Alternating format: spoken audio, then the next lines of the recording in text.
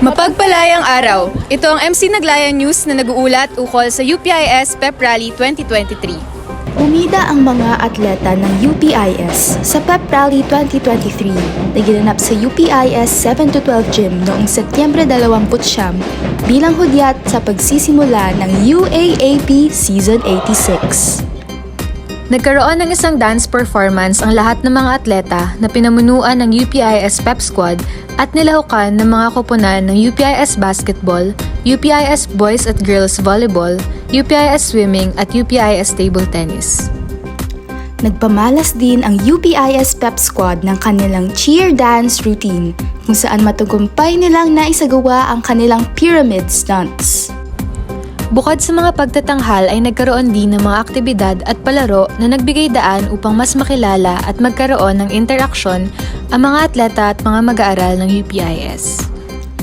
Nakapanayam din namin ang isa sa mga nanguna sa paghahanda para sa UPIS Pep Rally. Kasama ko ngayon si Joanna Aguinaldo, ang team captain ng UPIS Pep Squad. So Joanna, bakit nga ba mahalaga ang Pep Rally? Mahalaga ang Pep Rally para mas makilala ng school ang bawat members na magre-represent dito sa darating na Season 86 ng UAAP at para rin na ma-encourage ang bawat isa na supportahan sila. Sa pagbabalik ng UPIS Pep Rally, paano nga ba pinaghandaan ng Pep Squad ito? Sa time na naibinigay sa amin, ginamit namin yon para maturuan yung ibang teams ng sayaw na sasayawin at para din mapaghandaan ang aming routine. Maraming salamat, Joanna! Nagtapos ang programa sa pagbibigay imbitasyon ng mga koponan na panoorin ang kanilang mga laban. Sa kasalukuyan, patuloy pa rin ang pag-iensayo ng mga atleta para sa kanilang mga natitirang laro sa UAAP Season 86 at hinihikayat ang lahat na patuloy silang suportahan. Hi! We are the UPIS Pep Squad! Let's go UP!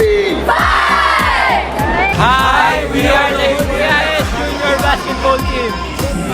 Hi guys! We are the UPIS Swimming Team! Hello! We are the UPIS Table Tennis Team! Hi! We are the UPIS Boys Volleyball Team! Hi guys! We are the UPIS Girls Volleyball Team! Salamat sa inyong pagsubaybay. Ako si Rachel Teralba. At ako naman si Ria Bautista.